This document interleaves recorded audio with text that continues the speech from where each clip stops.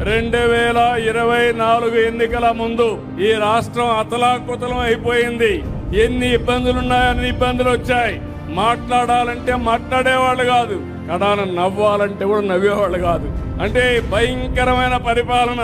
కడాన నాలాంటి వాడికి కూడా ఒక సాయంత్రం వచ్చి అరెస్ట్ చేసి జైల్లో పెట్టేశారంటే ఇంకా మామూలు వాళ్ళ పరిస్థితి ఏంటో చెప్పాలా. ఎందుకంటే ముందు చెప్తే కోర్టు పోతే స్టే ఇస్తారు కాబట్టి నోటీసు కూడా ఇవ్వకుండా అరెస్ట్ చేశారు. రాష్ట్రంలో ఒక రాక్షస పాలన, ఒక సైకో పాలన జరిగింది. పోరాడాం. నేను మా మిత్రుడు పవన్ కళ్యాణ్ గారు సంయుక్తంగా ఆలోచించాం. నరేంద్ర మోడీ గారు సహకరించారు. 3 పార్టీలు కలిసి కూటమి పెట్టాం. ఒకే మాట చెప్పాం, ఈ రాష్ట్రాన్ని బాగు చేసే బాధ్యత మా భుజస్కంధాల పైన పెట్టుకుంటామని మీకు ఒక హామీ ఇచ్చాం. మీరు కూడా బ్రహ్మాండంగా స్పందించారు. నేను రాజకీయాల్లో 78 నుంచి ఉన్నాను కానీ మొట్టమొదటిసారిగా పెట్టిన అభ్యర్థులందరినీ గెలిపించారు.